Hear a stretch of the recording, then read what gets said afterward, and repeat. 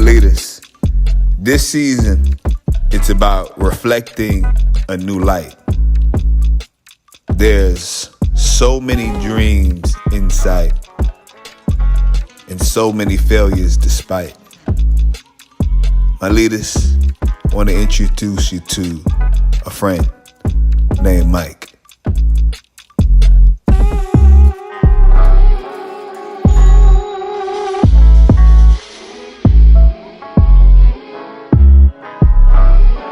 The mountains. I took Rick to the Grand Canyon as well too, bro, when we went up. His battery full. That's somebody I need to contact more. Yeah. It's easy to take it personal. And I had to remind myself, they're going through something, They're going through something. And that's the same way I was going. I remember times I went ghost on people. Yeah. Not making phone calls, not reaching out to people. The home point has been updated. There we go. Please check it out. Confident. I didn't mean to start.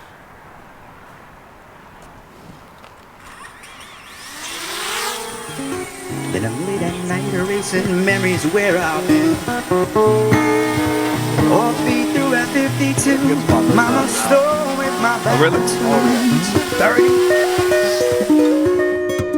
You better believe I'm living for the moment, but my moment is about to begin.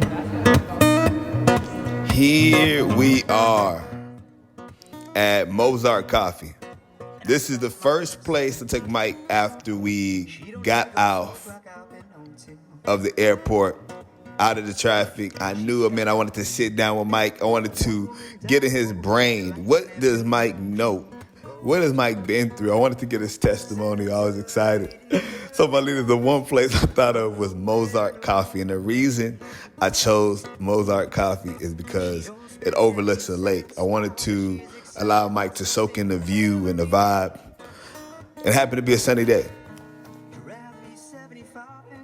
Here we got a phenomenal artist by the name of Matt McDonald's. And we were blessed by his music. Super blessed by his music. After our conversation, me and Mike had talked for like 3 hours, and then we went to go scour the coffee shop. Mike ended up giving a phenomenal compliment to Matt, and they end up kind of fellowshipping. We pray for Matt, and he gives us some beautiful words of encouragement back, and it was just a beautiful event to start off what would be a 5-day special journey.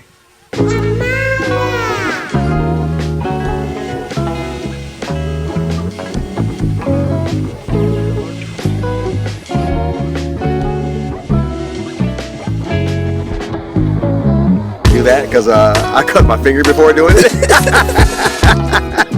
I cut it real bad, bro. That's funny. Nah, bro. Oh, I can't wait to see this.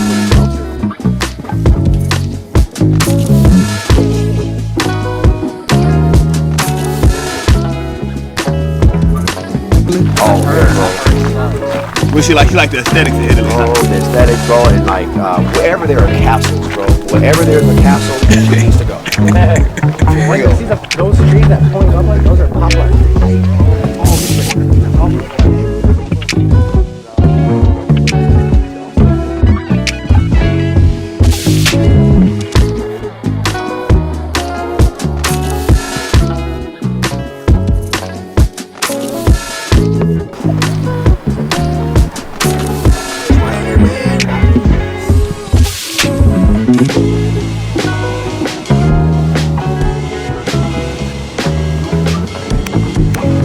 Give me more light. I'm recording. I'm gonna bring it up like that. My leaders! Yo, so look who I got with me right now in the city of Austin. Baby. Mike Brown. Yes, sir. The Mike Brown. Mike Brown right now, he's setting up his drone. This is day 3. Day 3. And I haven't been vlogging much, but that's about to change these next few hours. Mike leaves tomorrow for his flight, but we're about to enjoy this time right here. Man, it's been a lot of revelation. Y'all, there's so much that I'm gonna sit down and just kind of talk to y'all about. And me and Mike has just so many ideas that have come to us, so many ideas of conversations that need to be had that we don't really have. And so I'm just excited. Look at them starting the drone right now. I'm gonna capture some good footage, some B-roll, try to capture the sunset before it goes out.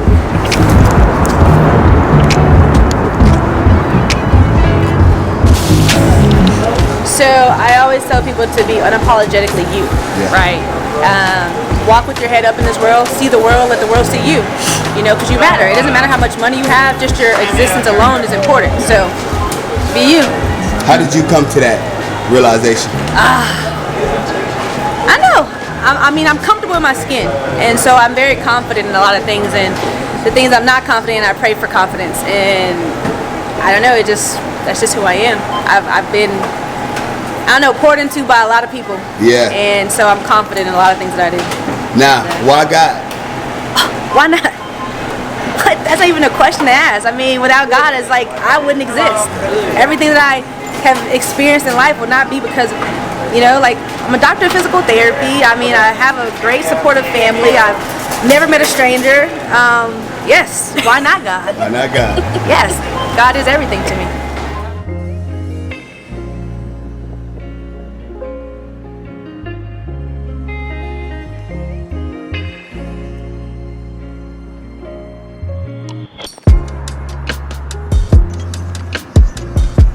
On our very first phone call, Mike Brown and I spoke for approximately 3 hours, and it was just a beautiful moment to bond and fellowship.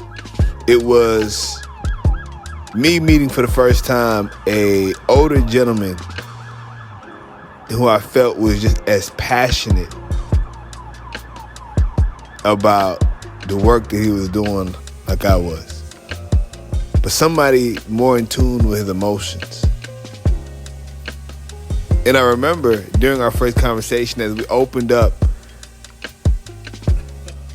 Mike revealed to me how many relationships of his didn't work, and if there was anybody who should be closed off to receiving, it should be him. And this was important because Mike would say something very profound, and it was, you deserve to be loved.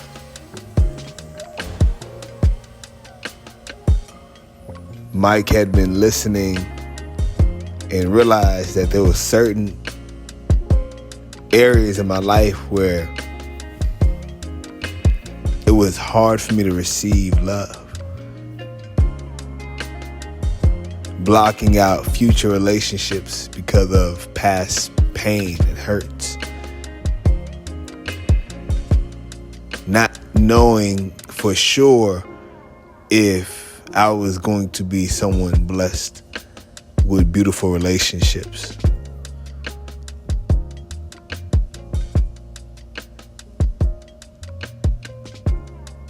A wife. Things we think about. And when he said you deserve to be loved, I needed to hear those words.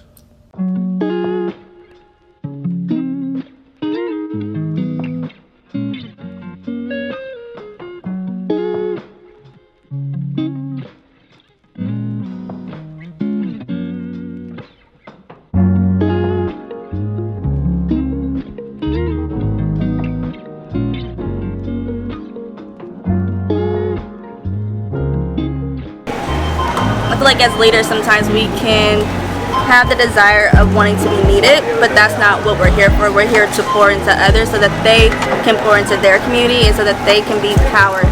So what we need to do is have empowerment, and through that empowerment, we teach others to find their power so that they can do the work that they're supposed to be doing.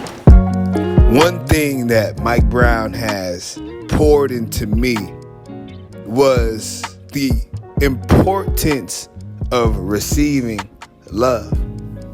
It's vital to not only yourself, but the giver.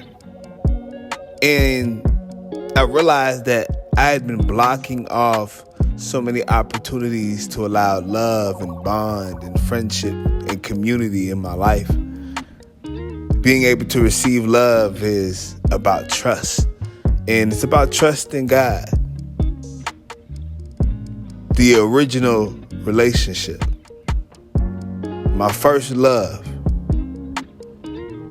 and that knowing that God truly desires that I experience even more of that abundance in my life. I'm reminded by Mike Brown that I deserve to be loved.